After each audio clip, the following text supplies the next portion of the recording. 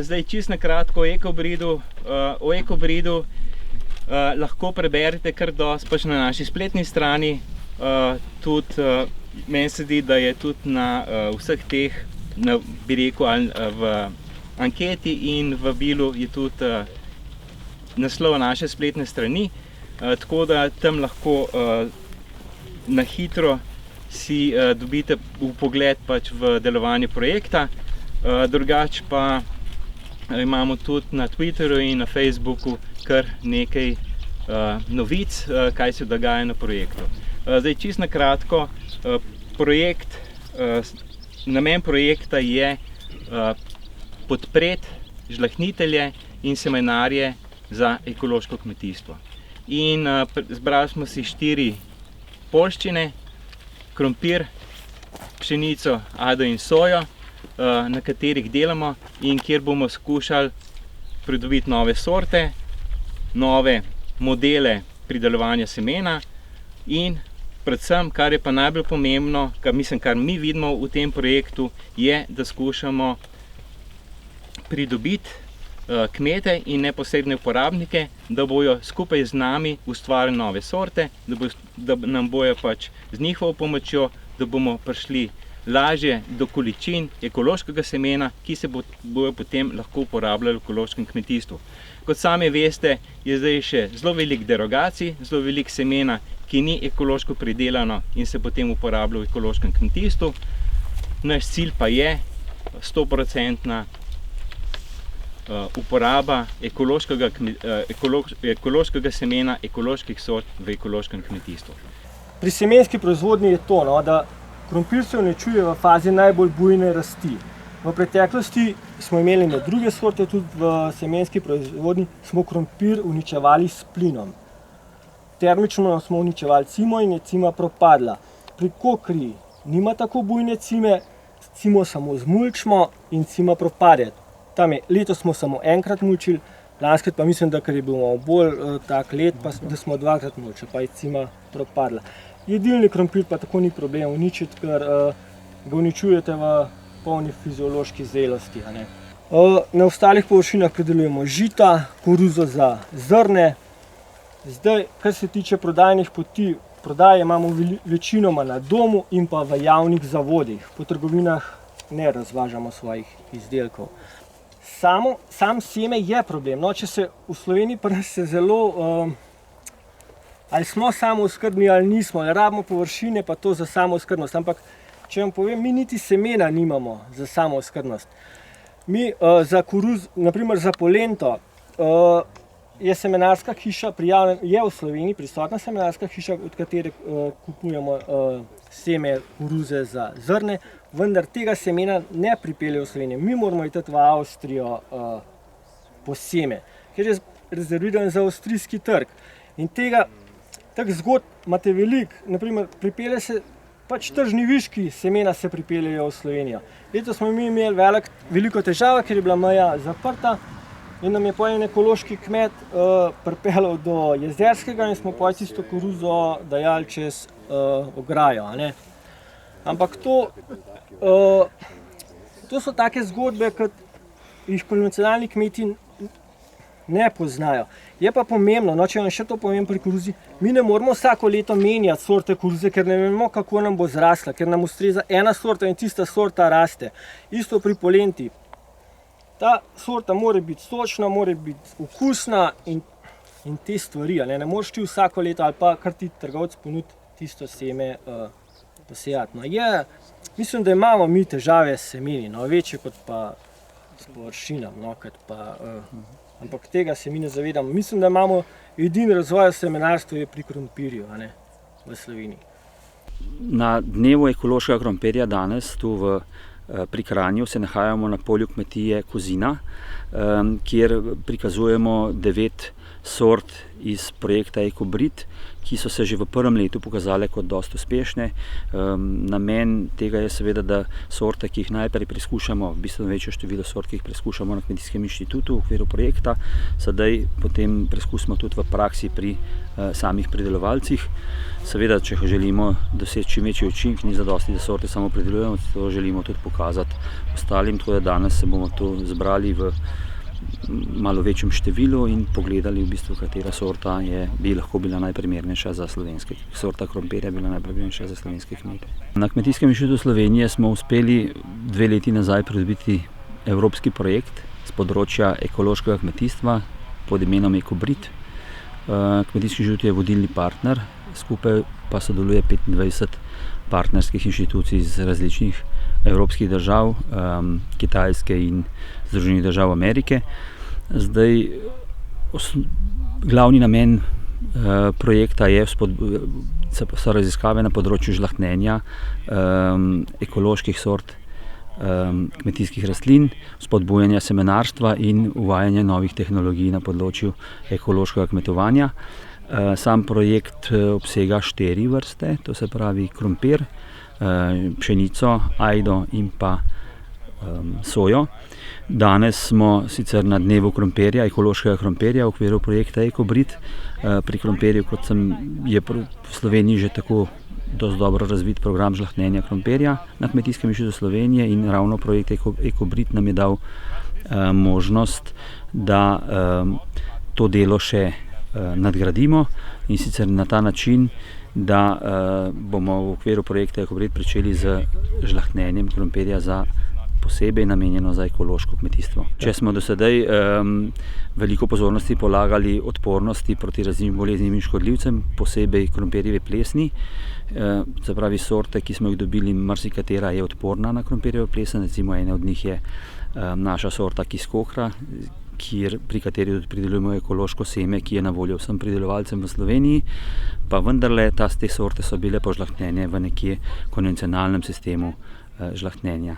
Z projektom EcoBrit gremo, kot sem rekel, na nov nivo, to se pravi, bomo namensko odbero sort za ekološko kmetijstvo vršili pravzaprav na površinah, ki so ekološke. To se pravi, osnovo imamo pravo, odpornost proti boleznim, predvsem proti krompirjevi plesni.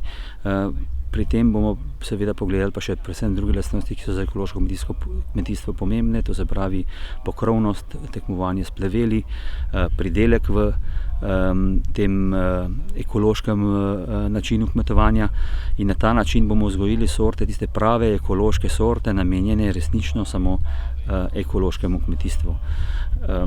To je tudi osnovna razlika, če smo sedaj v večini v ekološkem kmetijstvu uporabljali konvencionalne vzgojene sorte, ki so zaradi svojih lastnosti bile tudi primerne za ekološko kmetovanje.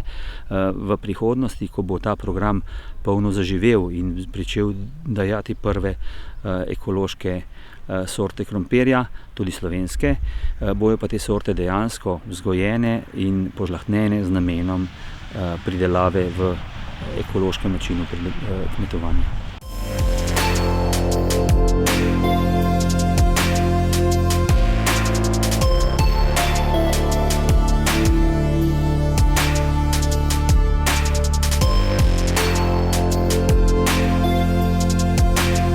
Začetek naše kmetije sega v leto 1992, ko sva z ženo kupila majhno kmetijo, 2,5 hektara. Danes imamo 6,5 hektarov lastne zemlje in še 33 dobrih v najemu, in to vse skupaj v 9-10 vaseh. Ukvarjamo se z zelenjavo, jagodičevjem in živinorejo. In v glavnem to se dogaja večinoma na travinju, 1,5 hektar imamo pa njiv za zelenjavo in nekaj žit in jagodičevje. Živina pa se pase v teh vaseh, ko sem prej omenil, in v glavnem v hribih, več kot polovico je travinja v hribih, tako da skrbimo za čiščenje hribov, košnje pa pač v teh ravninskih delih. Živina se pri nas pase od začetka aprila pa do sredine decembra, če so le pogoji za to, tako da je samo v hlevu, če se temu lahko tako reče, hlev, odprt kozolec 3,5 mesece, največ 4, tudi po zimi imajo izpust in živina ni privezana. Zakaj imamo živino? Pač zato, da je to en tok okrog, da iz gnoja delamo kompost in seveda tudi nekaj financ tudi živina prinese. Drugače pa zelenjava, gojimo okrog 30 vrst zelenjave in jagode na površini 25 do 30 arov, nekaj malin, robid in še mogoče česa.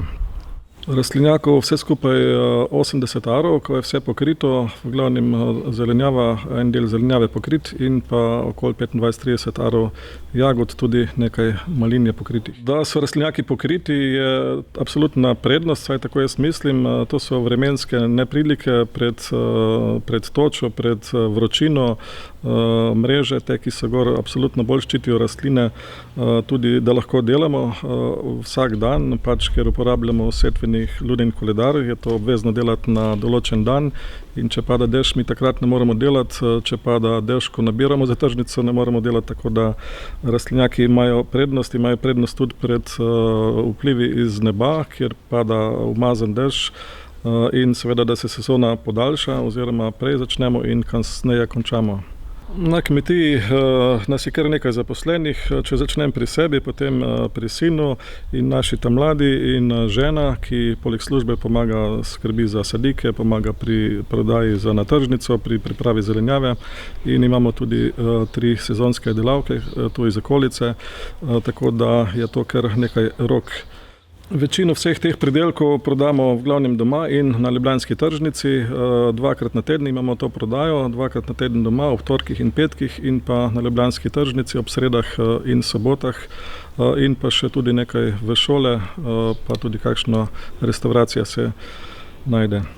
Naša kmetija je ekološka od leta 2003, od leta 2012 pa delamo na biodinamičen način.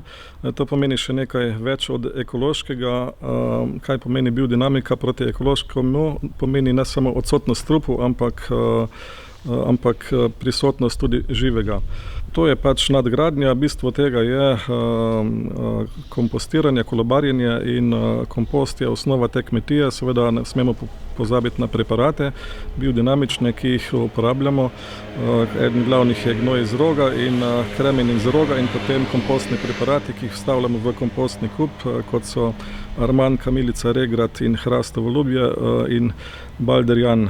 Te rastline so osnova za zdravo življenje človeka, ki so nujno potrebne za njegov zdrav razvoj in predvsem zdrav Tu vidimo nasad jagod, čisto sveže jagode, posajene pred 9 dnevi in kot vidimo že prvi cvetovi gor. Danes smo jih že na dan za plod večino razrečili, zato da ne bo preveč izčrpalo sadikov in prve plodove bomo že pobrali po enem dobrem mesecu, to pomeni konec avgusta, v začetku septembra. Ta rastlinjak smo postavili lansko leto, enemu pravijo pameten rastlinjak. In to je tista prednost, da lahko prej začnemo z zelenjavo in jo vlečemo tudi v zimo oziroma tudi po zimi. Je pa seveda investicija bila precej velika, sploh na tem terenu, kjer je vesel. Ta rastlinjak je močne konstrukcije, narejen pač za vse vremenske razmere.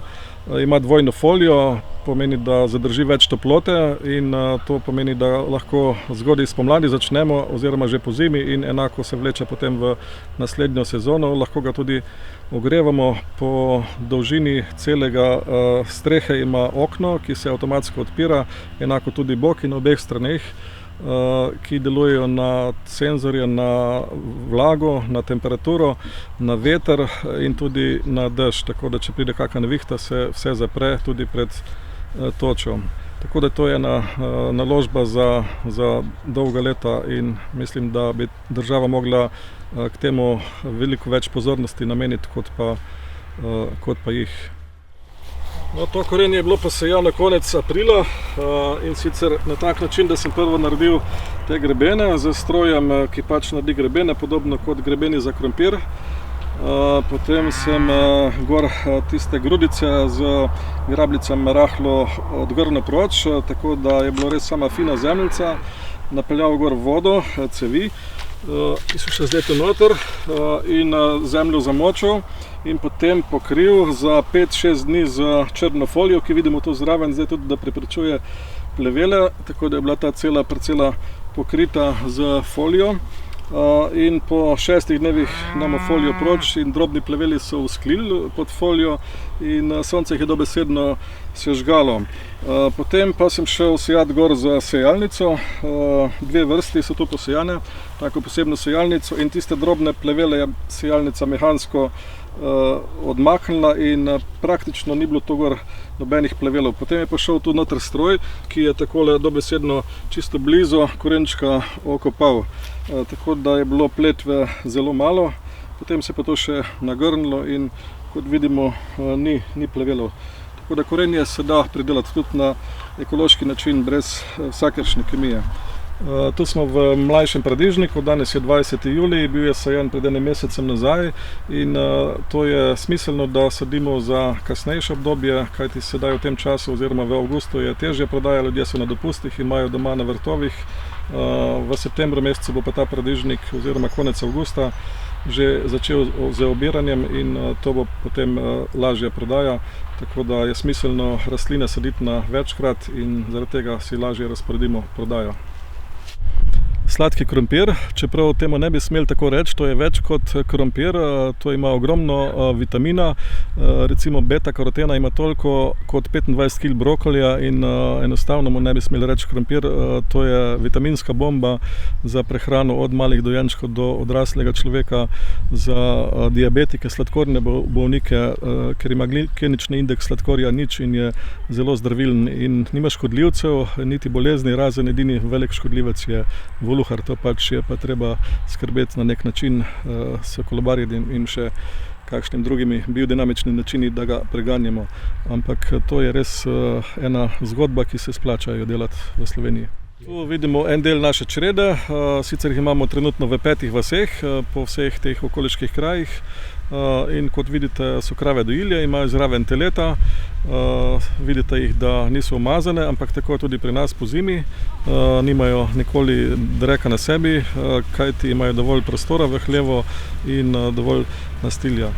Tako da telički so tisti molzni stroji, ki pomozijo mleko in temu je to namenjeno.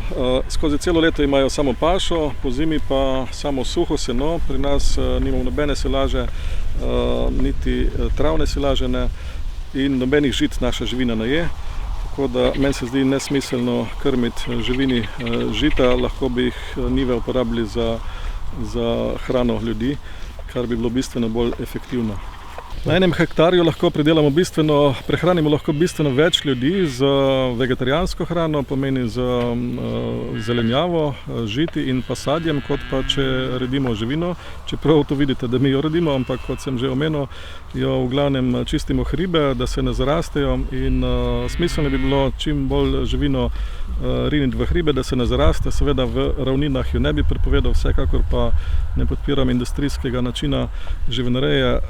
Na enem hektarju se misli povedati, da mi vzredimo na leto 200 kg mesa in koliko s tem ljudi prehranimo, pa si lahko predstavljamo proti to, kar sem prej omenil, zelenjavi, žiti in pa sadju bistveno več in nikakor ne drži, da bi bili ljudje lačni, če bi vsi ekološko delali. Če omenim še to znanje, ki ga ekološki kmetje imamo in še marsikdo zraven, absolutno z znanjem bi se tole lahko ekologija dvignila in prehrana ljudi. En lep primer lahko vidimo v indijski zvezni državi Sikim, ki je leta 2003 prešla na tak način in so sedaj popolnoma ekološki. In odgovor za politike na koncu je, da se BDP dvigne iz 5 na 8%, da ne omenjam zdravje ljudi, narave in pa zaposlenost in turizem in vse, kar sledi zraven tega. Pri vzgoji zelenjave seveda ne gre brez vode, tako da tu vzadaj vidimo jezero, sicer mi imamo enega še v tistem gozdu, tam gor, že dobrih 25 let in voda vsekakor je potrebna. To jezero se pa napaja iz vseh teh streh, iz rastlinjaka, iz hiše, iz hleva, iz senika, ki ga imamo in tu se zbira voda v tem jezero za namakanje, hkrati pa smo iz tega jezera naredili tule nove površine, 20 arov novih njiv, ker je bilo to zelo nizki teren, močvirnato, in to je bila pravzaprav glavni namen tega jezera, da smo pridobili čisto blizu hiše novo površino za vzgojo zelenjave, in voda je vsekakor kot en odličen element na biodinamični kmetiji, kjer se to vse vrti okrog vode, življenje, škodljivci in takšne stvari. Kot vidimo, zemlja je zelo v dobrem stanju, in to dosežemo lahko na način, kot sem ga že omenjal, z podrahlavanjem zemlje namesto oranja, ripanje, da zrak spravimo v zemljo, in pa seveda z kompostiranjem zemlje, in pa nikakor ne z nekim frezanjem, kajti freza je res za tiste najbolj težke zemlje, kjer pač ne gre drugače. In moj mentor prejšnji, ki je bil iz Avstralije, Alex Podolinski, ki je naredil v Avstraliji 20% biodinamičnih površin, je rekel: ne uporabljaj na njivi stroja, ki ga vrti kar dan, kajti s tem strojem mi preveč zemljo zdrobimo, na vrhu naredimo preveč fini pesek, in tako potem nevihta to zabija in voda odteče, in zato potem se suši in zemlja zabita, v zemlji ni zraka in ni življenja. No, kompost mora biti osnova vsake ekološke oziroma biodinamične kmetije, pa še posebej, kajti s tem naredimo vse. Skrbimo za zdravo zemljo, za zdravo življenje, za temelj, za zdrave rastline, in nikakor gnoj, mi besedo gnoj črtamo, gnoj imamo eno leto oziroma pol leta v jami in potem ga zvozimo vsem na kompostne kupe. Tu ga na naš biodinamični način cepimo, te kompostne kupe z preparati, ki sem jih že prej omenil. Tako naredimo na 2 metra rman, kamilica, regrat, hrastovo lubje in na sredino koprivo. Kopriva je tista, ki ima vir vseh teh pozitivnih lastnosti, ki ugodno vpliva na te ostale preparate, vsi skupaj pa zelo dobro na zdravje ljudi z temi preparati, ki sem jih omenil, ki so nujno potrebni za človeka. Tako stojimo na zemljišču hidroelektrarne Brežice oziroma lastnikov, kmetov, ki so bili kot služnost za izgradnjo hidroelektrarne, ki vidimo tu v ozadju. To je bil ogromen kup zemlje in še nekaj zraven, ki so ga potem zvozili v ta nasip, ki ga vidimo za izgradnjo jezera pri hidroelektrarni Brežice, in je bila zemlja od te izgradnje zelo zmučena od težke mehanizacije, in tu je stala voda in zemljišče je bilo neuporabno. Jaz se tu vozim v Ljubljano po tej cesti in vedno mi je oko padlo sem, in sem mislil, zakaj niso mogli te parcele zrihtati. In oglasili so se pri meni in potem je prišlo do govora, če pač poznamo še kak drug način za revitalizacijo tal, kot pa to, kar je bilo predlagano iz stroke. Prevzel sem izziv in začeli smo tu z sanacijo tega zemljišča. Začelo se prvo z mulčenjem, potem pa z podrahlavanjem in škropljenjem preparatov, gnoj iz roga, kjer pač delamo po biodinamiki, in gnoj po Mariji Tun, in potem ripanje in še škropljenje enkrat oziroma dvakrat, in nato setev mešanice 27 vrst rastlin, ki smo jo dobili iz Nemčije od enega znanega kmeta Manfreda Venca, ki je skonstruiral, če lahko tako rečem, tole vrsto mešanic. In on pravi tako, da to mora biti en orkester na njivi, ne samo da je violina na njivi. In zdaj tukaj vidimo, da je to kar dobro uspelo, ni plevelo noter. Zemljo smo spravili v stanje zračnosti. Bistvo je, da je v tleh zrak, in ko mi imamo v tleh zrak, zadržimo veliko vode v tleh, in seveda z pomočjo organske snovi, ki smo jo potem mulčili, spravimo v zemljo veliko življenja. Torej, spomladi smo posejali maja tole mešanico, 27 vrst rastlin. in potem se je to raslo do meseca avgusta in takrat smo tole zmulčili in še enkrat z riparjem preripali zemljo in škropili z preparatom gnoj iz roga in po Mariji Tun, pustili 14 dni oziroma 3 tedne in potem ponovno z riparjem in z direktno selijalnico smo posejali zimsko mešanico, ki je bila pa 9 vrst rastlin. To so zimske mešanice rž, tritikal, grašica oziroma grah, črna detelja in te stvari, ki pač prezimijo. In to je raslo čez zimo in naslednje leto spomladi smo to zmulčili in posejali zopet tisto vrsto mešanic 27 vrst rastlin, seveda zraven preparati, tako kot je že bilo omenjeno, in jo zmulčili konec avgusta in potem posejali tukaj travno deteljno mešanico in to je letos 3. leto, pač prvi odkos smo že naredili, to je zdaj pa druga košnja, danes je pa 20. julij. In ker je bila ta zemlja, pač smo nekaj truda vložili v njo, se mi je zdelo škoda, da bi jo te kmetje dali nekomu v najem in da bi delali s kemijo po njej, smo jo vzeli rajše mi v najem in zdaj pač jo delamo naprej. Letos se je pa naši kmetiji zgodilo tudi to priznanje, iz Bruslja je prišlo tako čisto nepričakovano, kot primer dobre prakse med vsemi kmetijami, ki so bile pač prijavljene oziroma bil je pogoj, da so vključene v nekateri program ali KOP ali ekološko in iz Slovenije smo bili predlagane, nas je bilo predlaganih 5 kmetij in naša kmetija je prišla na koncu v finale med 15 izmed 77 in še ena kmetija, vinogradništvo Kokol iz Maribora, kar je bil to presenetljivo velik uspeh za Slovenijo in presenečenje veliko za našo kmetijo. Tako da, kar nismo mogli verjeti. Tukaj bi se rad ob tej priliki zahvalil vsem tistim, če začnem doma, v moji družini, in vsem tistim, ki vlečejo oziroma rinejo ta ekološki voz v Sloveniji že od prejšnjega tisočletja, da ne omenjam posamezniki, pač vsi tisti, ki so res zaslužni in to je uspeh ene male Slovenije, ki se ga mogoče še v tem trenutku prav dobro ne zavedamo in bi bilo to zelo dobro za izkoristiti, kajti Slovenija lahko in trdim morala postati ekološka dežela za kmetijstvo in tudi to je mogoče.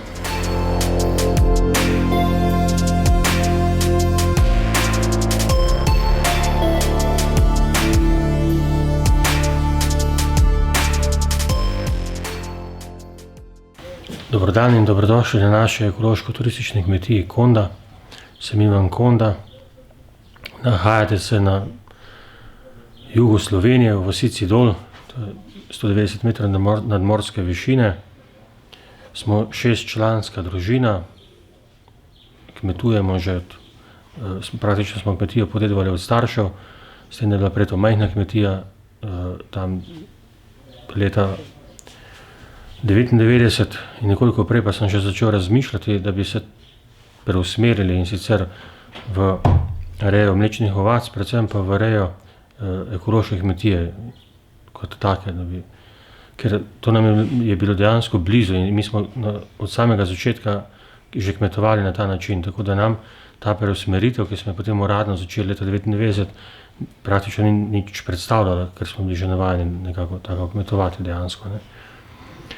Kmetija je bila prej majhna, približno 40 ovac smo imeli, smo pa res da potem povečali na 100 mesnih ovac, ker pa se nekako je pokazalo, da se s tem ne bo dalo preživeti od samih jagnet, smo se potem tudi sočasno preusmerili v rejo mlečnih ovac. Začeli smo 40 ravno tako ovcami mlečne pasme bovške, zdaj ta številka narasla skozi leta na približno 300 ovc redimo. Tudi dobrih 30 glav goveje živine imamo, cikaste pasme, pa potem imamo tudi še nekaj prašičev, nekaj konjev za lastno uporabo, za hobi praktično imamo to.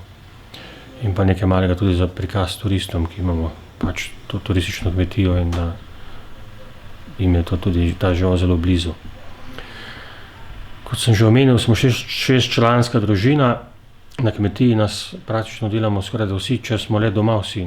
Žena je sicer v službi, otroki pa ena hčerka še študira v Mariboru, zdaj končuje, sin je končal kmetijsko na Novem mestu, ta drugi še hodi v srednjo šolo za mesarja, hčerka, ki je dvojčica, pa hodi njegova v Ljubljano, Lucija, živilsko srednjo šolo, tako da naj bi nekako bomo nadaljevali naš trud, ki smo ga in to, kar smo začeli.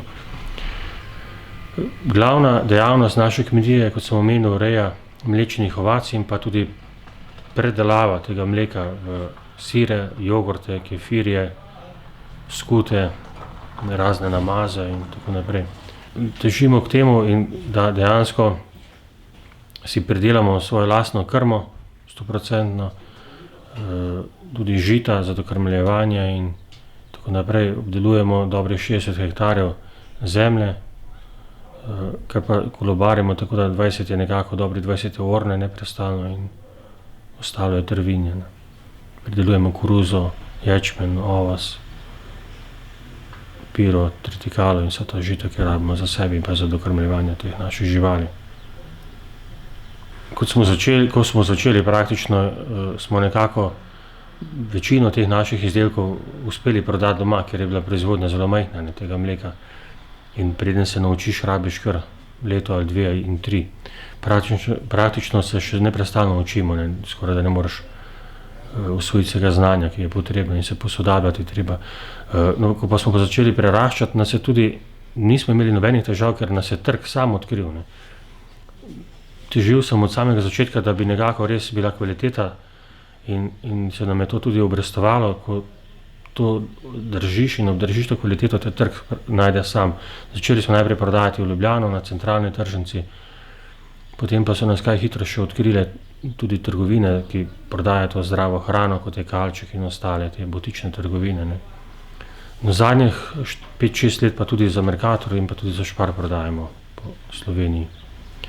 Mislim, da ljudje so takrat, okrog 90-99 leta, ni bilo toliko osveščenosti, kaj to pomeni ekološka hrana in tudi težko je bilo doseči višjo ceno. To še danes imamo težave in si nekako ne moremo privoščiti dosti višje cene, da bi dosegali na trgu zaradi tega.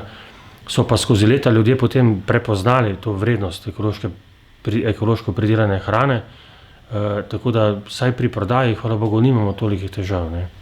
Oziroma praktično nimamo, bi lahko še povečevali, ampak nekje je pač naš vrh in čez to ne bi radi več šli, radi bi obdržali kvaliteto in da dejansko se družina kot taka lahko preživi od tega. Turizem je nastal že prej, smo že po letu 90 mi je prišla ideja za postavitev avtokampa in pa tudi potem tam po 95-96 letu smo tudi apartmaje zgradili. Moramo pa vedeti, da je sezona pri nas, vsaj takrat je bila zelo kratka, zdaj se sicer malo podaljšuje, tudi poznejši gosti v jesen prihajajo. Sama reka Kolpa je zelo prijazna za kopanje in tudi za čolnarjenje, ampak nekako smo vezani zelo na vreme tu pri nas. Zato mi je bilo potrebno še nekako kmetijo nadgraditi in smo šli potem v to rejo mlečnih ovac, ker je samo skozi 2, 3 ali 4 mesece maksimalno se ne da preživeti na kmetiji. Tu moramo vedeti, da smo zelo oddaljeni, stroški so zelo veliki, od 30-35 km smo do prvega mesta in potem tu živeti in nekako z družino živeti je težko, če ni nekaj rednega dohodka, da ne čaka samo na ta poletni turizem. Zato smo šli v rejo teh mlečnih ovac, v predelavo, tako da zdaj se stvar dejansko se zelo dopolnila, tudi velik doprinos je to za kraj, smo edina sirarna tu daleč naokrog, ki je ni v občini Kočevje in tudi Črnomaljski občini. Tako da tudi za samo dolino, glede turizma je to, mislim, da velik doprinos, ena večja ponudba taka. Ljudje radi zahajajo, pridejo, kupijo, se spoznajo, kaj je to iz prve roke, tudi kakšno stvar jim lahko bolj pokažemo, tudi v sirarni objasnimo, kakšne naredimo tudi kakšne za šolo v naravi, tu malo nižje od nas v Radencih je šola v naravi, potem ti dijaki ali pa učenci radi pridejo k nam in tu organiziramo take krožke in pokažemo, kako dejansko nastane sir, da imajo malo predstave, kako to pride, da ni to samo nekaj v vitrini, zelo poceni, ampak da je treba fajn delati, in veliko truda in potem nekaj okusnega tudi pride. Res, da se te dejavnosti pri nas prepletajo, vendar, ko sem omenil, vodilna je zdaj gotovo, da reja mlečnih ovac in pa predelava tega mleka na kmetiji. Sam turizem nam je dopolnitev naše kmetije, nikakor pa ne bi mogli preživeti samo od turizma in se razvijati naprej. Kak je pa trg glede mesnega dela živinoreje? Tudi tu vse kaže povpraševanje in tudi prepoznavnost, vendar je potrebno še počakati kakšno leto, zdaj sin je v 3. letniku mesarske šole, da bomo lahko potem uradno tudi z te strani čim več stvari doma predelali in dali temu dodano vrednost tudi na samem mesu, da si drobnice ali pa govedine. Ne. Ker smo tako prepoznavni, pač je to za nas velik plus, ljudje k nam zahajajo in potem ni težko še zraven ponuditi tudi kakšen mesni izdelek, ker že vejo, če pridejo posebej. Začeti je pa težko, kot smo tudi počasi korakali s samim sirom, ne gre glih čez noč, ampak so potrebne kar leta, toliko truda in vsako stvar pa potem tudi najbolj sadje, najbolj sokovi, ki jih tudi delamo, je potem bistveno lažje brati, ko že ljudje vejo za tebe, ko pridejo in je paleta ta toliko širša izbora na kmetiji. Je res, da smo odmaknjeni, oddaljeni od Ljubljane in od teh mest, kjer se višek tega našega proda, teh naših izdelkov, naših pridelkov, ampak je pa tudi doprinos pa je ta reka Kolpa in velik del turizma se tu odvija na njej, prav v naši vasici. Ne. Delamo poltrde sire, s tem smo pač tudi začeli. Poltrde sire z dodatki, pa potem smo začeli še z jogurti, pa smo začeli s skutami, albuminska skuta, ki je nekako se sporedno z poltrdnim sirom tudi izdeluje. Pa smo začeli, ker je trg zahteval tudi kefire izdelovati, pa razne skute s podloženim sadjem, mehke sire, imamo tudi svoj sladoled in tako naprej. Ne. Je kar nekaj okrog 23 teh naših artiklov je zdaj na trgu. Ne. Težimo k temu, da še kakšne stvari spopolnimo, dodelamo okolice in te stvari uredimo. Zdaj ravno ker gradimo tudi novo sirarno, ker ta sedajna je zelo majhna in dejansko komaj zmoremo to mleko predelati in potem nam je to bila velika želja že letos se to nekako uresničuje, da bomo od ta starem hlevu praktično gre zdaj že dela k koncu, uredili to sirarno, potem nam v bistvu nalaže večje prostorov in vsega tega, da je potem. Veliko pozornost namenimo pridelavi kakovostne voluminozne krme ter dobremu počutju živali. Na pašnikih tudi izvajamo čistilno košnjo redno, da se slabe trave in pleveli ne razsemenijo preveč. Breje ovce imamo vedno na paši in jagnjice, ovce molznice pa so sedaj, ko je vročina, po molži do večera v hlevu, se jih dokrmi, zvečer pa grejo na pašo in so na paši do zjutraj, ko se pred molžjo zopet v štalo zaprejo. Pri nas imajo ovce mleka malenkost manj, ker molzamo enkrat na dan in imamo ekološko kmetijo, tako da je povprečje dobrih 300 kg na laktacijo. To je v povprečju litra na dan, na začetku po jagnjitvi imajo mleka malce več, te boljše ovce imajo tudi čez 2 litra, potem pa jim pade, bolj ko grejo proti koncu laktacije, manj imajo mleka. Za selekcijo se pa vsako leto tudi mlečnost malo povečuje, iz Nemčije smo zdaj že nekajkrat ovne uvozili, rezultati so vidni, tako da počasi upajmo, da bomo napredek še naredili.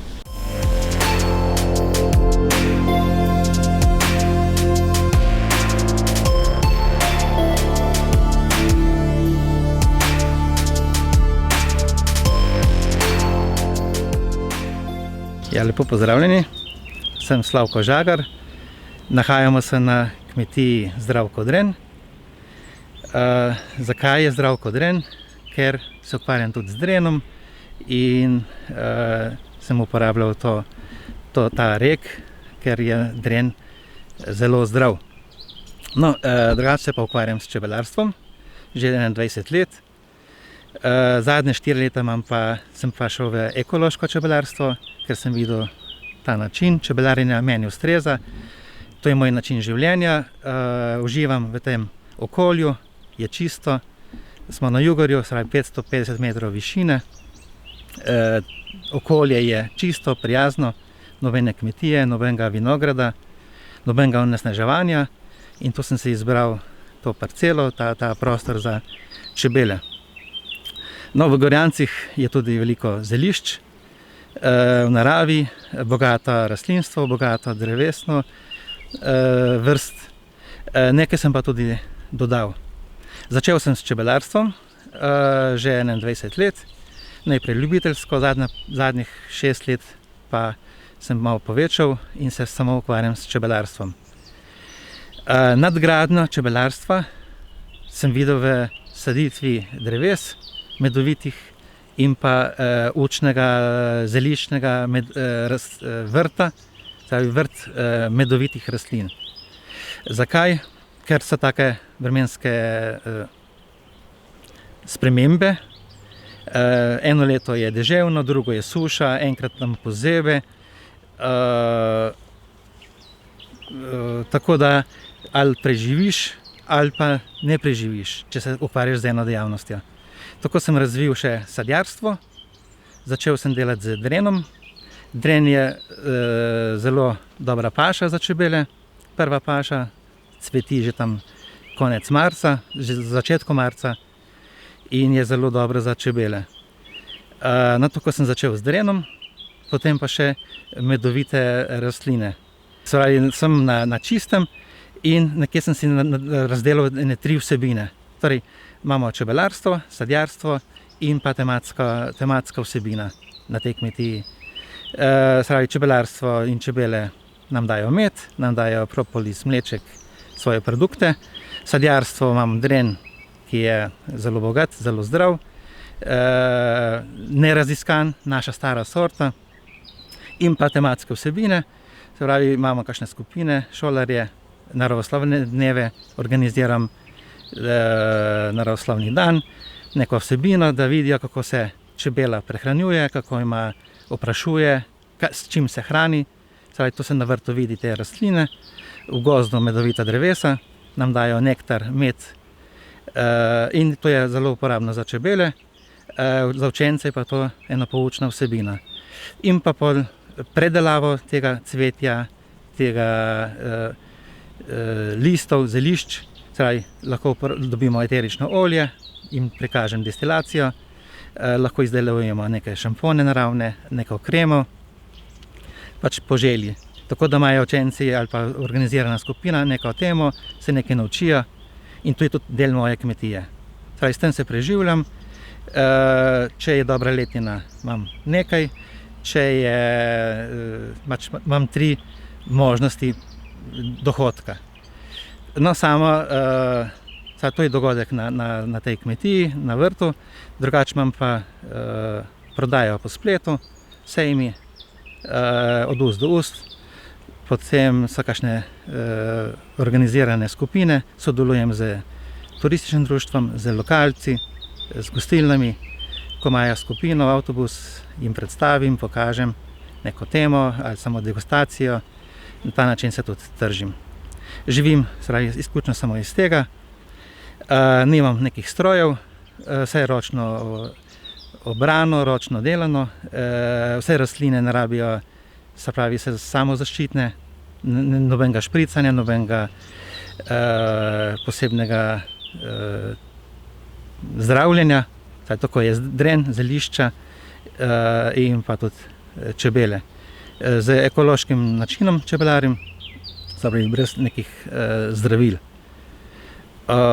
Tržim na ta način, odločil sem se, da dobro živim, da ne grem v neko investicijo, da se da na teh 2 hektarjih tudi lepo preživeti, malo na drugačen način. Zelo je to obiskano, iskano in obiskano. Ljudje rabijo take dogodke v naravi, da se nekje čuti ta rastlina, žival, se pravi čebela, da vidimo, da se nekje združimo s to naravo. Imamo okrog 60 panjev čebel, 1 hektar pa pol drena, pa nek 20 arovitih zelišč. Pred 4 leti sem šel v ekološko smer, v ekološko kmetijo. Videl sem izziv, predvsem je da je to moj način življenja. Tako jaz na tej površini ne uporabljam nekih pesticidov, nekega betona, imam naravno gradnjo in čebeljak in ta kozolc. Če gledamo nazaj, največji problem mi je bil zdravljenje čebel. Na ta način čebele na naravni način zdravljenje, varoja je vsako leto močnejša in tukaj je največja zanka. Rešujem z naravno kislino, to je oksalna kislina, in pa naravna eterična olja, oziroma ta timol, timijan, ki nam zmanjšuje prisotnost varoje. Predvsem pa z oksalno kislino, kislina, ki je prisotna v vsem sadju, v telesu, naravna, dovoljena zdravljenja. Zimsko krmljenje je po zadnji paši. Jaz vedno pustim del kostanja in potem tudi ta paša po kostanju, da imajo za zimo. Dodajam pa, če je potrebno, ekološki sladkor. No in v tej priložnosti bi povedal, da čebele občutno so jih manj moti. Ekološki sladkor je lažje razgradljiv, čebele uživajo. Vidim po čebelah prej in zdaj, koliko so bili v času navadnega čebelarstva bolj agresivne, ko smo krmili, ker jih s to sintetiko zelo obremenimo. Zahteva ekološko čebelarstvo so, da imamo postavljene panje stran iz ceste, vsaj 3 km od avtoceste, od jedrske elektrarne, od nekih smetišč, to ustreza. Potem je pa tehnologija, kako mi zdravimo, kako delamo z njimi, s čim jih hranimo. Zdravimo na zdrave, naravna ali kislina, ali so eterična olja. Hranimo z ekološkim sladkorjem, če je to potrebno. Predvsem pa jaz to gledam, da imajo čebele, da si naberejo za zimo. Da samo še malo dodam sladkorja, da imajo res dosti hrane, energije čez zimo. Predvsem je v tem razlika med klasičnim. Dočim čebele hodijo po čistem, Slovenija je čista, cela država proti Evropi, zelo bogata z zelišči, z drevesi, tako da imajo kar lepo pašo. In tudi slovenski čebelarji smo priznani v svetu, imamo dobro organizacijo, dobro zvezo, nam nudi izobraževanja, se tega udeležujem, tudi sam predavam. Imamo na primer seminarje, tudi tukaj pri meni je bilo, in se lahko poučujemo in tekoče spremljamo ali probleme ali rešitve. Imam tudi nasad drena, približno 1100 sadik na 1,5 hektara. Dren sem se odločil zaradi zdravja, zaradi vsebine, ki ima dren. To je sveto drevo, ljudje so ga častili, na vrtu je bil simbol zdravja, trdne vezi in pa predvsem po vsebini tega C vitamina in zdravilnih učinkovin, ki so v drenu. 1100 dreves. Prvo je zelo dobro paša za čebele, drugo so pa plodovi, ki so bogati s C vitaminom, askorbinske kisline je največ. C vitamin, kalcij, železo dobro dela za telo, da energijo, razbremeni ščitnico, da energijo v telesu, dobro kislino, dobro prebavo, to vse je v drenu. Pridelujem drenov sok, drenov kis, drenovo marmelado, brez sladkorja, konzervans in sladilo je med, tako da koristim svoje pridelke iz čebelarstva, združim z drenom in pol to na trgu prodajam. Z drenom je v bistvu malo dela, redno kosim, enkrat na leto, da ni zaraščen, da imajo čebele pašo, potem pa v bistvu ga samo otreseš, obereš in pol predeluješ. Dren ne rabi škropljenja, ne rabi neke nege, to je avtohtona rastlina, drevo, samoniklo, saj tudi sadim te stare slovenska prilagojena drevesa, nobenega škropljenja, nobene posebne nege. Odporen je na mraz, na sušo, prilagojen je na te vremenske razmere. Je pa pozabljen, v bistvu ga težko vidimo v naravi, ker so ostala drevesa ga prerasla in ga redko vidimo. Ja, zdaj v tem času je zelo uspešna spletna prodaja, kjer nisem preveč domač, rajši sem na njivi, rajši sem pri čebelah, kot na telefonu, kot na tem, vendar je uspešno. S tem se predstaviš širši skupini, širši publiki, s tem tudi prodaš, tako da zadnje časa grem na spletno trgovino, sicer pa po sejmih, po direktni prodaji, to je moj način. Zaenkrat vse prodam, če bo pa več, bomo pa mogli tudi v to smer razširiti se. No, tukaj imamo primer gozdnega roba.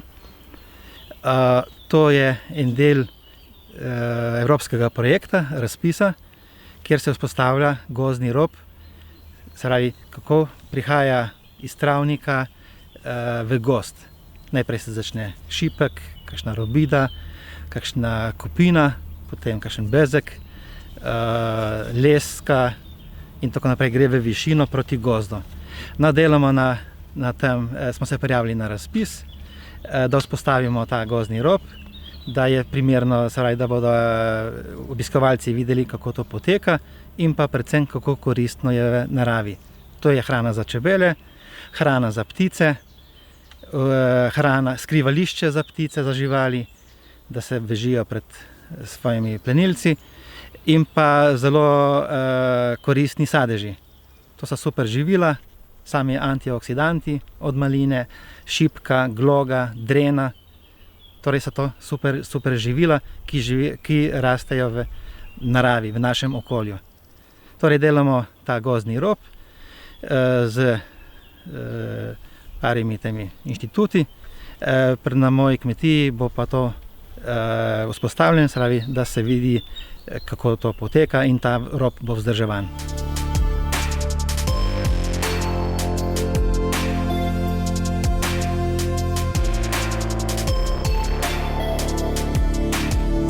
Dober dan. Nahajamo se v Hrušovju na nasadu sibirske borovnice Haskapa. Nasad smo posadili v jeseni leta 2016, se pravi, je danes že v 4. letniku. Trenutno je po trgatvi. V 4. letniku je bila že kar neka dobra trgatev, tako da upanje za naprej je v redu. Za ta nasad smo se odločili na podlagi večjih parametrov. Prvo zato, ker delamo v službi še in da se na kmetijstvu bavimo z nečem, kar se da ob službi še dodatno delati, ne? Tako da ne služba trpi. In smo se odločili tudi zato, ker je s podjetjem Haskap d.o.o. garantiran odkup vseh plodov, tako da nam ni treba skrbeti za prodajo, ker tudi zato ni kaj dosti časa po službi.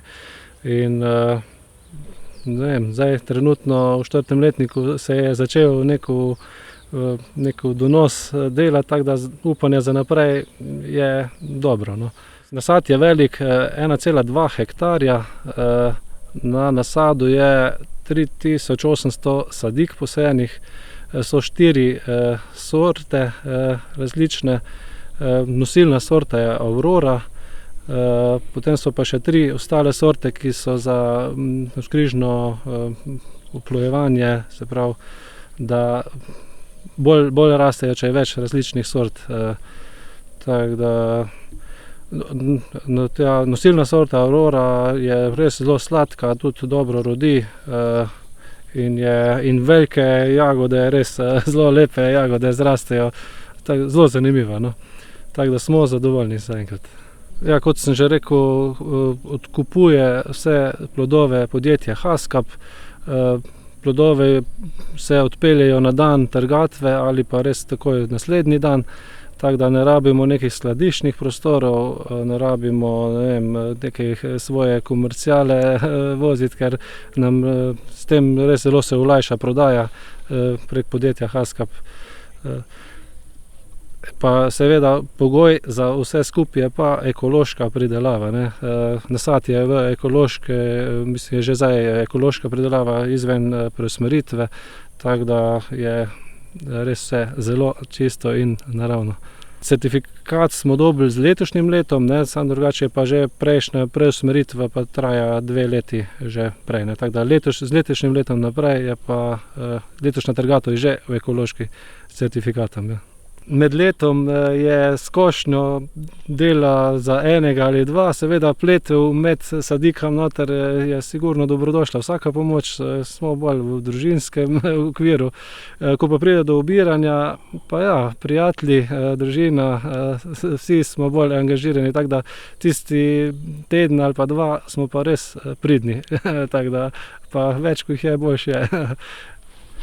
Pozdravljeni, moje ime je Zoran Petrovič, sem direktor podjetja Haskap.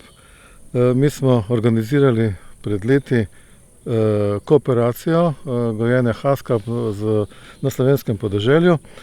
Po večjih letih študiranja nekih primernih kultur v sadarstvu, no in med 25 sortami, bolj eksotičnimi, ki so se pojavljale nekako kot alternativa, je čez leto ali pa 2 študija izskočil Haskap kot ena izmed najbolj perspektivnih kultur.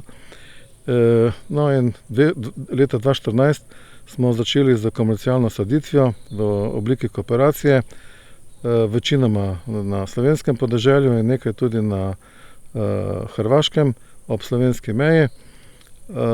Gre za certificirane, patentirane sorte, ki so se prvič sadile v Evropi 2015 in leta 2018, tako da smo trenutno zdajle z 55 hektarji vodilni ekološki pridelovalci v Evropi. Odkupujemo sadeže po vnaprej znani fiksni minimalni ceni, tako da imajo naši kooperantje v bistvu zagotovljen odkup, vnaprej si znajo zračunati, kakšen bo njihov prihodek. Sorte smo izbirali tako, da so v bistvu konzumne, da se ne osipujejo, pa seveda tisto, kar je najbolj pomembno, Haskap sadež po starem sibirska borovnica, tako kot je kolega Vengos tudi omenil že prej, je eden izmed najbolj zdravilnih sadežev. Naši sadeži v Sloveniji, to moram poudariti, imajo okrog 119 mg C-vitamina na 100 gramov sadeža, sveži plod, kar je približno skoraj 2-krat več kot recimo večinoma ostalih sadežev. Tu se lahko nekako pojavlja pri ruskih, da imajo nekje blizu nas, ampak pogoji in okolje v Sloveniji moram reči, da izredno ustreza gojenju Haskapa. Tako da moram reči, v bistvu moram povedati, da so naši kooperanti več ali manj vsi zadovoljni.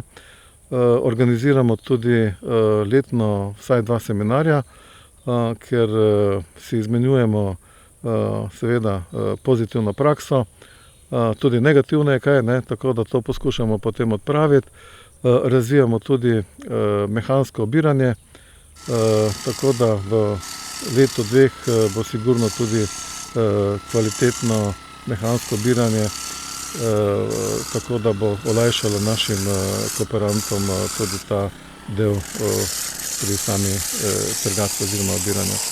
V glavnem smo se osredotočili na izdelke svežega Haskapa. Haskap jagod ne prodajamo, v manjši meri da, drugače smo pa razvili široko paleto izdelkov. Trenutno jih delamo 9, nekaj za trgovinske verige, nekaj pa tudi za industrijo, kot recimo masa, pa 100% matični sok, ki ga potem industrija uporablja pač za svoje izdelke, karkoli pač, a je za trgovino oziroma industrijo sladoledov ali pa za mlekarsko industrijo. Drugače pa izdelujemo tudi kolačke z haskapom, ki so ekološko proizvedeni, ekološko certificirana proizvodnja, brez glutena, brez laktoze, tako da tudi je to primerno za določen krog tistih, ki želijo v bistvu res zdravo sladko prehrano, ne. Nekako se usmerjamo v to, da je naš izdelek namenjen potrošniku, ki želi zdravo prehrano, ki želi dvigniti svoj imunski sistem, tako kot sem omenil, da je to eden izmed zelo zdravilnih sadežev, poln vitaminov, mineralov, tako da v bistvu s tem lahko zelo poskrbimo za svoj imunski sistem, ne. Recimo letos smo tudi razvili organsko kavo, arabiko z haska prahom, kakao z haska prahom, ječmenovo kavo z haska prahom, 5 vrst čajev z liofilizirano haska jagodo in z zelišči, pa prah, ki ga uporablja tudi industrija, no, za svoje izdelke. Pa moram reči, da skrivamo še nekaj adutov, ki jih bomo letos jeseni dali zopet na trg. Predstavili smo se letos tudi na ekološkem največjem sejmu Biofach v Nürnbergu in moram reči, da smo poželi takrat za svojo predstavitvijo izdelkov izjemen uspeh, tako da naročila prihajajo, razvijamo tudi nove produkte za znane kupce in izgleda, da bomo tudi sadili nove površine za te naše kupce, ki se pojavljajo. Zato tudi vabim vse tiste, kateri mislijo, da imajo površine, s katerimi ne znajo ali pa ne vedo, kaj bi na njih sadili, da se nam z veseljem jih bomo sprejeli, da se nam pridružijo. Kakšna zemlja najbolj ustreza? Kar se zemlje tiče, moram reči, da ni haskap zelo, bom rekel, zahtevna rastlina. Ne potrebuje kisle zemlje, tako kot recimo ameriška borovnica, ampak je nekje pH okrog 6,4, 6,5, nekje najbolj primeren. Ne potrebuje nekega dodatnega, zelo obsežnega gojenja. Tudi ni tako intenzivna kultura, kot mogoče tiste kulture, katere so v Sloveniji tradicionalne za vzgojo. Pripravljamo tako grmičje na našo mehanizacijo, ki jo razvijamo, tako da to je nekoliko bolj, ampak to ne zato, ker sam grm zahteva to obrazovanje, ampak zaradi tega, da nam olajša obiranje in v bistvu skrb. To, kar smo ugotovili, da mi potrebujemo za to, da lažje obiramo sadeže in da so taki, kot jih želimo, ne. No, zdaj recimo v začetku na manjših grmih se obira ročno, zaradi tega, ker so grmi tam nekje 30-40 cm veliki. Haska pobrodi že naslednje leto, če jeseni sadimo, že ima nekaj sadežev jeseni, tako da spomladi, tako da recimo lahko naši kooperanti se spoznajo za samim sadežem, da spoznajo njegov okus, ker je haskap jagoda je sorazmerno neznan sadež v našem okolju, pojavil se je pred nekaj desetletji že, ampak to so bile po okusu neprimerljive sorte z današnjimi sortami, ne, so bile trpke, kisle, majhne. Naše sorte, recimo danes, ki jih sadimo, so nekako med 2 do 3,5 grami velike, 3 do 4, celo 5 cm velike jagode, okusne, konzumnega okusa, sladke.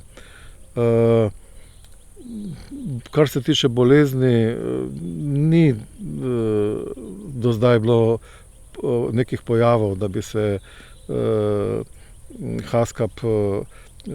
da bi bil haskap kot grm podvržen temu.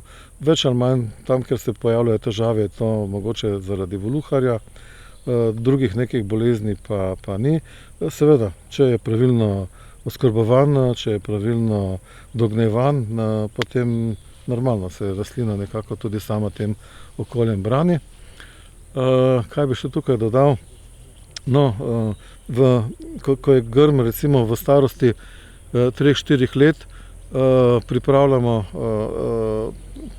sisteme mehanskega obiranja z otresanjem, tako da levo in desno od grma postavimo primerna korita, ki so v določenih primerih tudi obložena z mehkejšo folijo, da ko sadeži, katero otresamo, padejo na mehka tla in da niso poškodovani. Potem se pa za sistemom odpihovanja nečistoče odpihnejo, potem se ti sadeži zložijo v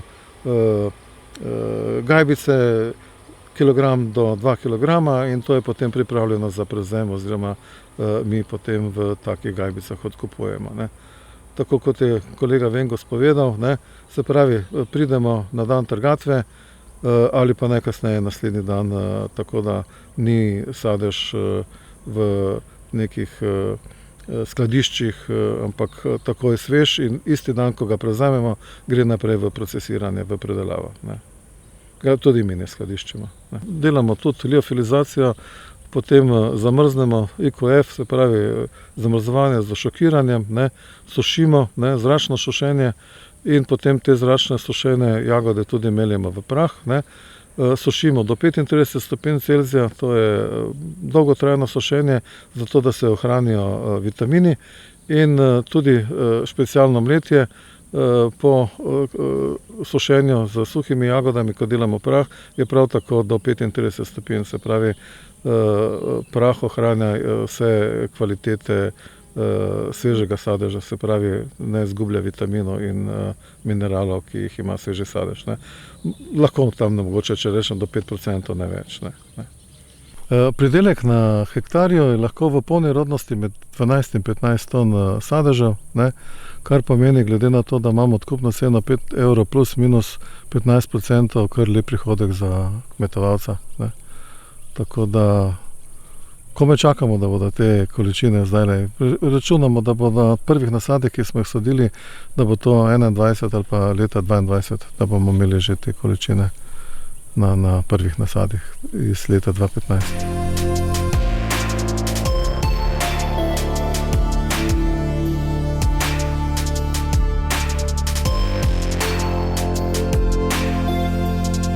Smo edini 100% ekološki hotel v Sloveniji.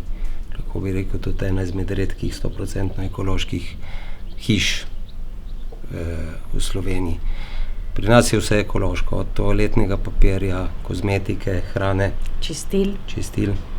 Pijača. Ja, nismo moderna hiša, nismo fancy hiša, smo skromni, želimo biti taki, kot je Kras bil nekoč in še vedno je lahko skromen, ampak lep.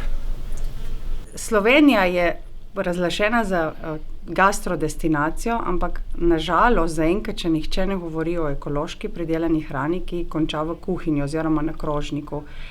In midva sva kljub temu, da dosti ljudi nam je rekel, da to je nemogoče, da ne more uspeti, vseh teh letih združila te naše okoliške kmete. Najna filozofija je v prvi vrsti zdrava hrana. In zdrava hrana je dobra hrana. Zdrava hrana je homogena hrana, ima v bistvu bogate okuse. Ja, samo zdrava hrana ne more biti samo zdravo pripravljena, ampak mora biti iz korenin zdrava. To pomeni, da je že seme ekološko, da iz kjer izvira, da je tista kvaliteta. In pol tudi naši gosti rečejo, da imamo zelo dobro kuhno, ampak pri nas, ko se staviš sestavine skupaj, ne more zrešiti, ker je vse kvalitetno, vse dobro, vse ima tiste prvinske surovine, esence. Ne, da so krožniki sam lepi, ja, morajo biti, to je zelo pomembno, ker jemo z očmi, ampak da je tista primarna bit 100% in da je divja, da izvira iz mati narave. Na kak način izbirate ponudnike za svojo hrano? V bistvu jih nisva izbirala. Smo se dobili na eni frekvenci skupaj, ne veva na kak način, so kar prišli. In zdaj smo izoblikovali en tak krog ljudi, ki niso več samo partnerji ekološki, ampak so tudi naši prijatelji. Vsi imajo za sabo težke zgodbe, ali so bile tu bolezni, ali so bile kakšne težke zadeve v družinah. In potem so se odločili za ekološko kmetijstvo, ker je manjše, ker je bolj bliže naravi in s tem so tudi lažje oni prebrodili svoje težave. Ponudba je sezonska, to pomeni, da sledimo smernicam, kaj mati narava da. Če fih ni, jih pač ni. Letos je bila sezona češenj in smo vse naredili, da smo si tudi zalogo češenj naredili. Smo jih vložili, smo jih dali v žganje, smo jih nekaj zamrznili. In se vnaprej pripraviš. Ekološka kuhna je bolj planirana, ne? Včasih moraš pa eksperimentirati, ker če si ti zamisliš, da bo skuhal župo iz bučk in bučk tisti dan ne pripeljejo, boš naredil župo iz malancanov. In noben ne bo zganjal tragedije, ker ni točno tistega, kar je bilo na meniju. Mi menija nimamo, ker ga preprosto ekološka kuhinja menija ne prenese, ker moraš res slediti temu, kaj ti dobavijo, kaj oni imajo na zalogi. Mi zdaj si želimo, da bi imeli za zajtrk melone, ampak letos zaradi mraza jih pač ni. In imamo drugo sadje, ki je uspevalo. In tudi gostje, vsaj naši gostje ne pričakujejo tule menija, da si bi lahko zbirali ne vem koliko stvari. Ja, poskrbimo za njih, če ima človek probleme z glutenom, z laktozo, je vegan, vegetarijanc, tule ne delamo problemov. Ampak da si bi pa zaželil ribe, jih ne bo dobil. Škampe jih ne bo. Menija preprosto ni. Ja, pohanih stvari v olju ni. Ja. In na to so že pripravljeni, ko pridejo in nihče ne dela iz tega problema. Na prvem mestu absolutno je, tako kot sem rekel, zdrava hrana. Druga stvar je, za katero se midva boriva na Krasu in kar bi veljalo za celo Slovenijo, je to, da ne prenese masovnega turizma. In tudi ni potrebno. Ne, da bi kogarkoli hotel izločiti iz tega, da si ne bi privoščil. Ampak ljudi, ki so ozaveščeni in ki želijo od svojega dopusta, od svojega prostega časa, ki si ga zaslužijo nekaj več. Ampak tisto nekaj več je mir, čisto okolje, čist zrak, zdrava hrana, prijazni odnosi. Jaz vedno rečem, ko pride kak gost, ki išče zabavo. Nismo bordel, nismo avtobusna postaja, ampak smo hiša miru. In pri nas tudi gosti ob 9 zvečer grejo spat. Veliko ljudem se to čudno sliši, ampak v tem svetu hektike je to en velik luksus, da nekam priješ, da si ko eni v dolbinci, kjer se lahko spočiješ, kjer se lahko naspiš. In ne bova pustila, sva preveč trmasta, da bi karkoli vplivalo na naju. Zdaj sva že prehodila tako dolgo pot, da za marskoga sva čudna, sva sitna, sva zoprna, ampak to je najina pot in edina izbira, tako da ekološko in ne odstopava. V tej smeri želiva nadaljevati in Slovenija si zasluži, da bi nas bilo vedno več. Tudi govorijo, da je ekološko drago, to ni res.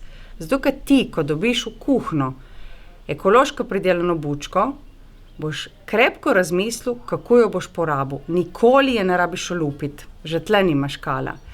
Iz nje boš naredil maksimalno, tako da na koncu imaš tako malo teh odpadkov in ko ti skalkuliraš, jaz mislim, da vidiš, da je ceneje ekološka bučka kot konvencionalna. Konvencionalna bučka je polna vode, blazno se skrči in ti moraš pol v juho dodajati moko, zato da dobiš to gostoto. Pri nas je bučka skuhana dovolj, ne rabiš nič drugega.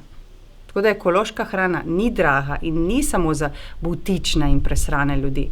Ekološko te vrne v preteklost. Se spomniš, kako so tvoje pranone obdelovale zemljo, kako so znale uporabljati zelišča, kako so znale z enim takim finim občutkom delati mehne stvari, ki so še zdaj ostale.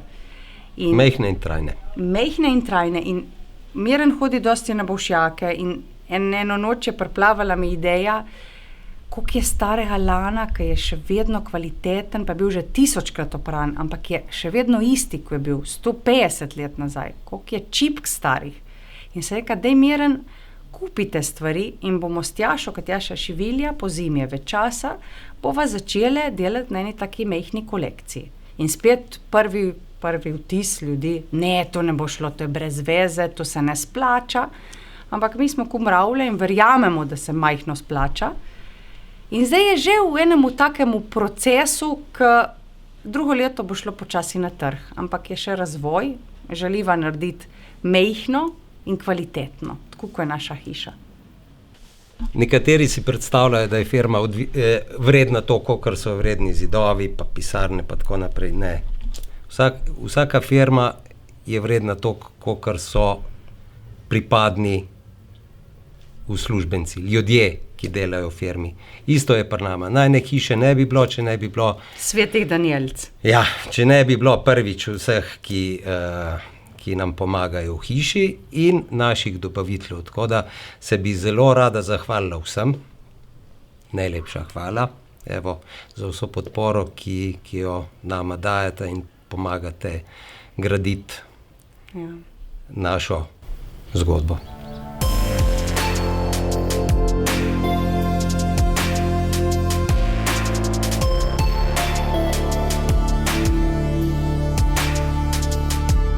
Mi smo mali vinogradniki, to se pravi 5000 trt približno, s tem, da jih je vsako leto manj. Ta eska, ta kap nam močno reči, recimo najmanj po 500 trt na leto. Zdaj to podsajamo, ker ni najboljš. Najboljš bi bilo vse podreti pa na novo, ampak to so velika finančna sredstva in pol delamo raj po 500 trt noter, ampak tudi težje je to narediti, ker moraš mlado trto drugače tretiraš in neguješ kot pa eno staro trto. In se je treba temu prilagajati, ko je 3 stare, pa 2 mlade, pa spet 3 stare. So težave. Ampak ne bom jamral. Tlele vam bom ponudil en kozarc vina, pa boste videli, a je res to, kar govorim. Miran je bil seveda eden od teh, ki je me spodbujal, naj se že enkrat odločim za to. In letos sem šel v ta pripravljalno obdobje.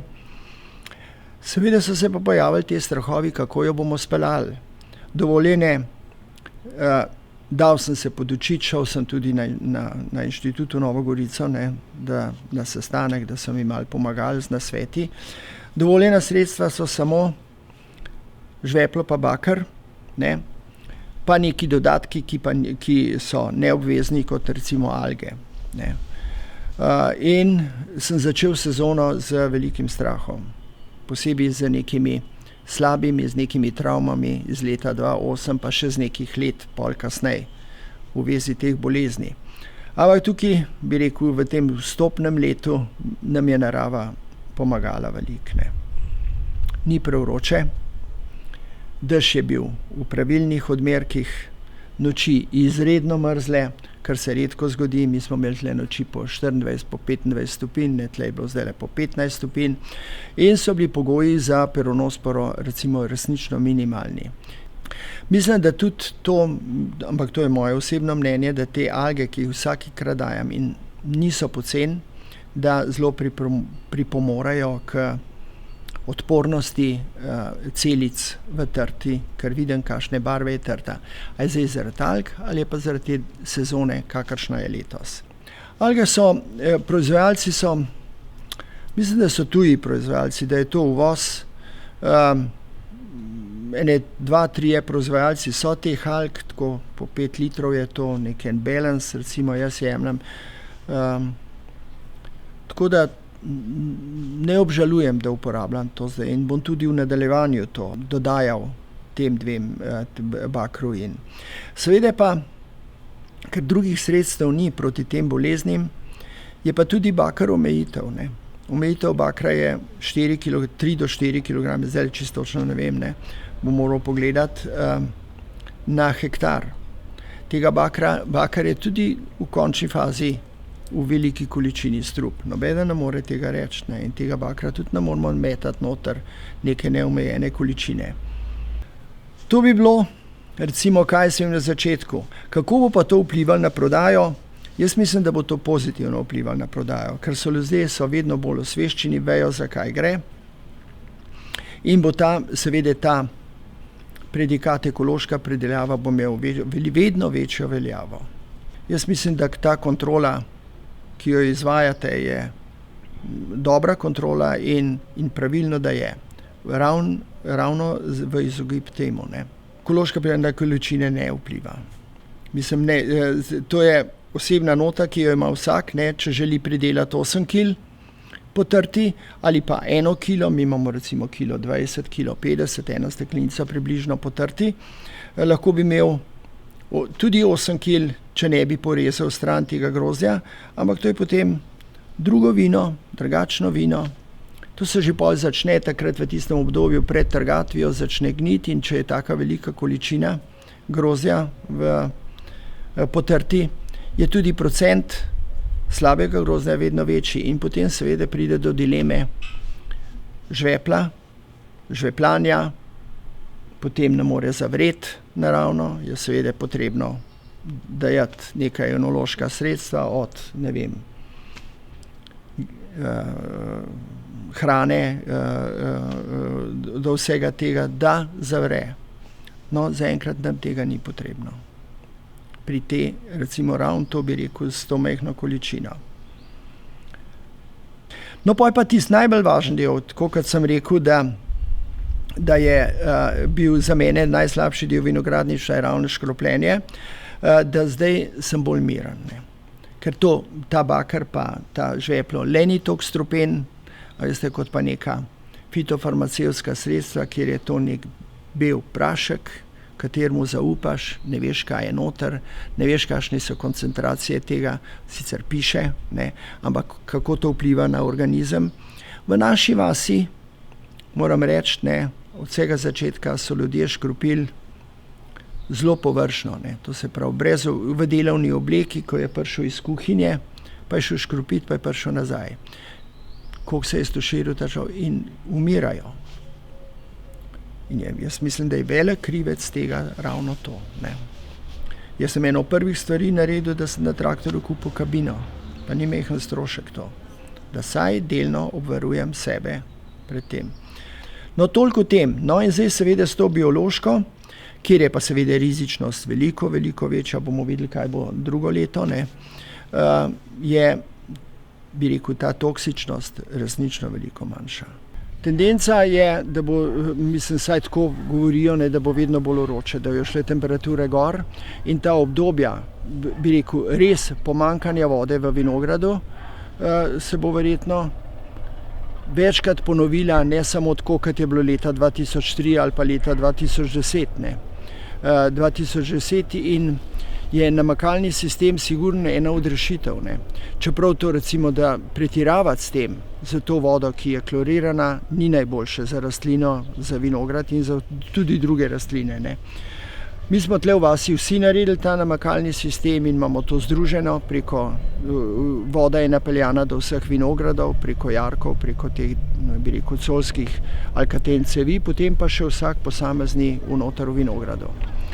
Tako da, recimo, vode gre sicer veliko, ampak tukaj na Krasu niti nimamo take probleme z vodo. Ne.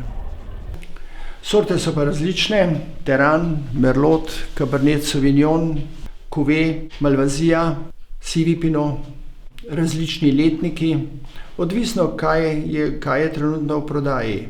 Mi zbutiliramo cel sod, te sodi so vedno polni, Italijani rečejo sempre pieno, zato da ni zraka in mi imamo vse vino imamo v hrastovih sodih, ne, nič v rostfraju. Ne. Recimo, da grem za kar ta neugoden del vinogradništva, grem kar z neko brezskrbnostjo to narediti. Ne. Če končam to, lahko rečem, da gre razvoj v tej smeri in da mora je tako. Ne. Biološka pridelava v vinogradu in to grozdje, bi rekel, imenujemo biološko pridelano, pride do kleti. No, jaz mislim, da se v kleti že zdaj biološko obnašam. Ne. Ne.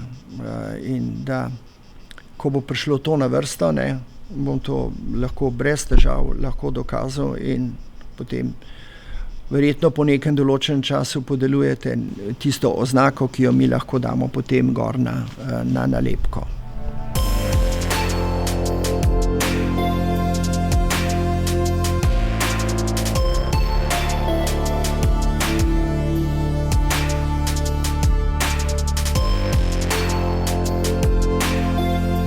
Ja, smo se zdaj sredi našega vrta na ekološki kmetiji. Ekološka kmetija po vseh teh standardih je že od leta 2001, se pravi, je že neka doba, skoraj 20 let. Na podlagi tega lahko rečem, da je bila to takrat naša prava odločitev, edina možna, po mojem mnenju, da lahko naša kmetija normalno deluje. Kmetija je velika, 20 hektarov je kmetijskega zemljišča, od tega je približno 10 hektarov obdelovalnih zemljišč, ostalo so trajni travniki, potem pa je še nekaj čez 20 hektarov gozda. Že iz tega se vidi, da naša dejavnost sloni na kmetijstvu, na živinoreji in tudi na gozdarstvu.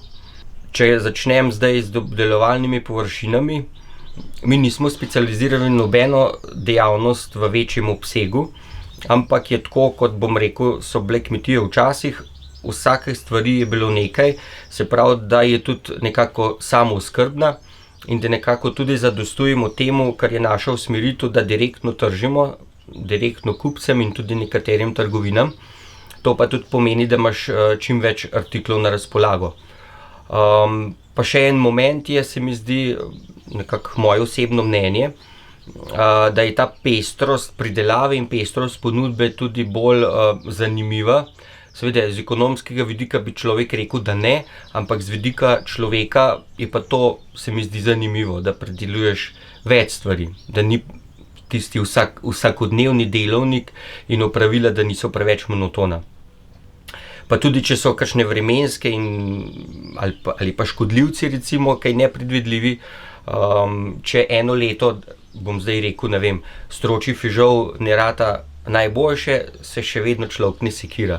Se pravi, pri vseh stvareh, jaz to vidim v tem, z ženo sedaj kmetujo v teh 20 let, bom rekel, ali pa 15 let, no, samostojno, da je veliko pomeni tudi neko dolgoročno stabilnost na kmetiji, da se kakšne stvari preveč nasekiraš, recimo, a ne, in da kakšne slabe izkušnje potegneš dobre lastnosti iz tega. Smo imeli tudi v tem, verjetno ni vse to povezano s tem, da je ekološko kmetijstvo, verjetno se tudi, siguren se tudi v konvencionalnem to dogaja, da so kakšni neuspehi na kmetijstvu, ampak zelo pomembno je to, da to normalno prebrodaš in zasadiš, greš majčkeno v drugo smer, pa je tudi to v redu. Se pravi, naši najbolj, vseeno pa bi izpostavil naše najbolj pomembne produkte, proizvode, ki jih na kmetiji imamo. Siguran je zelo pomembna in velik obseg teh površin pod žiti, se pravi, tisto, kar na ekoloških kmetijah je neko prvo žito, je pira, potem tudi pšenica, ječmen, kamut, potem proso, ajda, koruza za zrnje, ne za silažo, oves. Se pravi, in iz vseh teh žit delamo različne produkte. Za te produkte imamo tudi sedaj v teh 10 letih, se dopolnjujemo z različnimi stroji za obdelavo, za čiščenje, za mletje, za luščenje, tako da je velik poudarek žitom. Poleg tega, da svoje žito predelamo in plasiramo na trg, delamo usluge tudi drugim kmetom, pa ne samo kmetom, ljudem, ki sejejo svoja žita in so zadovoljni, da svoje žito, ko dajo na en obrat za predelavo, dobijo svoje žito tudi nazaj. Se mi zdi, da je to tudi en trend, ki ima neko bodočnost, ne samo pri kmetih, ampak pri ljudeh, ki imajo neko zemljo. No, če nadaljujemo žiti, potem imamo tudi peko, kruha in pekovskih izdelkov, iz teh naših izdelkov. Vse te izdelke potem tržimo direktno ali pri nas doma ali pa na tržnicah. Pa tako, kot sem omenil, tudi nekaj specializiranih trgovin, pa nekaj hotelov, nekaj restauracij, tudi nekaj šole, javne ustanove, tako da je to, bom rekel, ta trg dosti širok, da se dopolnjuje tudi, recimo, če smo imeli čas zele krize zaradi virusa, če so javne ustanove pač niso naročale, pa so ljudje nekaj več naročali, tako da plus minus je bilo potem približno ista prodaja, recimo v nekem obdobju parih mesecev. Se pravi, pridelava žit na njivskih površinah je odvisna od kolobarja, ker njive imamo različno velike, ampak približno gre to tako, da je pire približno 2 hektara, pšenice 1 hektar, ajde potem recimo okrog 2 hektara, prosa pol hektara, ovsa pol hektara. Potem pa, kot sem omenil, ko pečemo kruh, samo za nek občutek, tedensko se ga speče približno, malo je od sezone odvisen, ampak približno 30-40 kil recimo. Potem naslednja dejavnost v poljedelstvu je zelenjava. Od zelenjave recimo bi omenil kot tisto, kar največ predelujemo, krompir, potem čebula, korenje, rdeča pesa, zelje, te klasične poljščine, ki so, potem tudi nekaj še tistih mogoče manj znanih ali pa vrtnin, ki jih ljudje manj uporabljajo, pa vseeno so na trgu, recimo pastinak, grah, te drobne zelenjave, kako bi temu rekel, no. Ampak te glavne stvari sem že prej omenil. Potem iz tega, kot mogoče ena glavnih stvari, je kislo zelje potem, da naredimo v jesenskem času. Potem pa je še sadje. Kot sadje v bistvu imamo travniški sadovnjak, klasičen travniški sadovnjak, ki ga probamo negovati, ga pomlajevati pa dosajati. Iz tega je potem prodaja svežega sadja, naredimo pa tudi nekaj soka, pa kisa, nekaj suhega sadja. Kot se spominjam iz tistih prvih literatur ali pa prvih knjig, ki smo brali o ekološkem kmetijstvu, da je ekološko kmetijstvo krogotok, ki vključuje tudi živinorejo. Tako da naša ekološka kmetija to živinorejo oziroma govedorejo še vedno vključuje. In nam je, bom rekel, kar pomembna.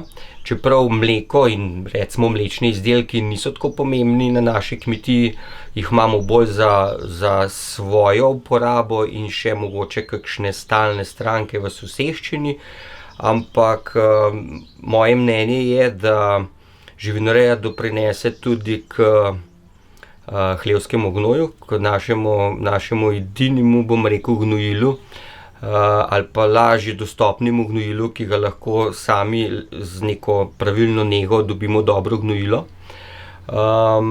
Pa seveda tudi meso. Isto, naša družina se s tem, pač tako kot smo mi gor zrasli, se tudi naša družina s tem preživlja in alternative v tem pač ne vidim. Tako da imamo od mojega otroštva do zdaj približno isti obseg živinoreje, to pomeni okrog 20 govedi.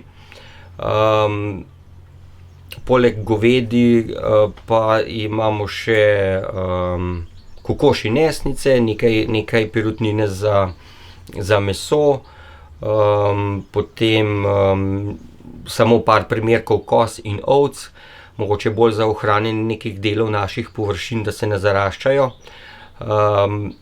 Pa še nekaj rac oziroma enojato rac imamo, ki se je izkazalo kar primerno za zmanjševanje staleža škodljivcev polžev na vrtnem delu.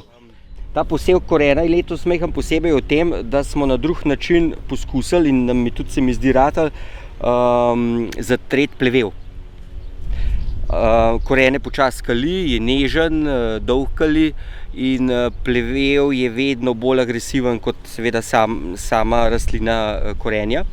In letos smo naredili grebene, kot vidite, sejemo vedno na grebene zelenjavo. Potem takoj, ko je prvi plevelček, res tisti mini plevelček, ko šivankica majhen, vzklil, še brez setve korenja, smo z plinskim brenarjem, gorilcem, požgal tisti plevevček. Potem se je korenje osjal in potem tik preden korenje pride ven iz zemlje, še tik pred zdajci, še enkrat s plinskim gorilcem in uspeh je bil očiten. Se pravi, ko je korenje usklil in začel rasti, takrat plevela še ni bilo. Seveda se je kasneje tudi pojavil, ampak potem se da že mehansko stroji tisto obvladovati, pa seveda tudi eno hitro varianto na roke, ampak bistveno drugače, kot pa če ne bi bilo s tem plinskim gorilcem plevel požgan. Tako da smo zadovoljni. Se vidi tudi majčkeno naprej zraven, ko je nekako časa zmanjkalo, ali pa če rečemo za eksperiment, kako je, če tega ne narediš, je bilo bistveno slabše, pa še zdaj ga nismo čisto obvladali plevela. Mi ležimo tlele v osrčju Gorenjske in kar nekaj naših obiskovalcev so nam povedali, da ležimo na lepem koncu. Pomeni je dovolj mirno, dovolj blizu vseh prometnic. Tega se mi prej, ker od vedno živim na kmetiji, mogoče niti nismo zavedali. In po tem pripovedovanju naših obiskovalcev smo se sedaj 4-5 let nazaj odločili za turizem, ki pa sloni na tem, da so naši gostje čim bolj pristno v našem kmečkem prostoru. Tako da smo naredili 7 lesenih, zdaj moderne se temu reče glamping hišic. To so preproste lesene hišice, sicer z vsem komfortom, ampak so vkomponirane v naš vrt. Mi smo hoteli to stlačiti na eno mesto, tako da lahko doživljajo to naravo na pristen način. No in v povezavi z tem turizmom smo potem razvijali pa še kakšne druge dejavnosti in ena od teh dejavnosti je tudi pivovarstvo na naši kmetiji, povezano s temi gosti, ki prihajajo in tudi z neko mojo željo, če imamo že večinoma stvari svoje, zakaj bi kupoval neko drugo pivo, pa če se da iz, bom rekel, kmetijskih izdelkov dobro pivo zvariti. Tako da sem se zato potem odločil, da lastno pivo delamo. Zdaj to pivo je tudi prvo in mislim, da zaenkrat tudi edino pivo v Sloveniji, da je ekološko certificirano. Se pravi, zdaj pri tem pomeni, da je osnovna sestavina ječmenov slad in hmelj, da sta ekološko pridelana. Sploh za hmelj vemo, da v konvencionalni pridelavi, da se kar dosti škropiv uporablja, tako da kljub temu, da je to manjša količina, se mi pa zdi pomembno, da je tudi pridelan na ekološki način. Ja, surovine, ekološki ječmen dobim iz Avstrije, kjer imajo to veliko večjo tradicijo tudi pivovarskega ječmena, pri nas pač tega še ni, je majhen trg in pač ni razvit ga še. Čeprav je to nek, kaj bi rekel, izziv za bodočnost. Enako je tudi s hmelom. Prvo leto sem pač uporabljal neekološki hmelj, slovenski, ker je bila to neka želja, da je slovenski, z odobritvijo ustreznih organov. Ampak ker ni bilo perspektive za to, da bi ekološki hmelj nekdo pa v Sloveniji prideloval, sem našel v Nemčiji ekološko kmetijo. Mislim, da v svetovnem merilu mogoče eno največjih pridelovalcev ekološkega hmelja. Piva se v Sloveniji veliko popije, ne. Zdaj trend ekološke hrane je, se pravi za ekološko pivo sigurno bi lahko bil še večji interes. In s tem interesom bi verjetno tudi se kdo našel za ekološke sestavine v Sloveniji, nek začaran krog.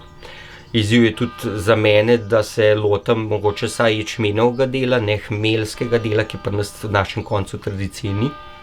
Z ozirom na vse to, kar sem razložil v zvezi z varjenjem ekološkega piva, pa še vedno upam, da se bo našel nekdo v regiji, kjer se hmelj goji, da bi se preusmeril v ekološko pridelavo, ker ti poskusi so že bili, pa mogoče nekdo ni vztrajal do konca, tako da upajmo še v to smer, da bo stvar zaključena na slovenskem prostoru.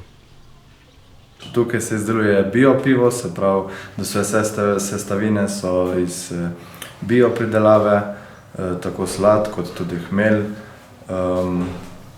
Potem se tukaj pivo vari. Kako dolgo traja postopek? Postopek traja približno 5 ur, da se skuha eno šaržo, potem pa traja tu 1 mesec v sodih v fermentorju, da se pivina odvre do končnega piva. Ekološka kmetija Šlibar je ena izmed 25, s katerimi ima Fakulteta za kmetijstvo in biosistemske vede Univerze v Mariboru sklenjeno pogodbo o sodelovanju in študentje študijskega programa Ekološko kmetijstvo prihajajo na praktična usposabljanja. Na kmetijah neposredno vidijo primere dobrih praks, uspešnega trženja ekoloških pridelkov in s tem dobijo koristne napotke tudi za svoje življenje in delo v prihodnje.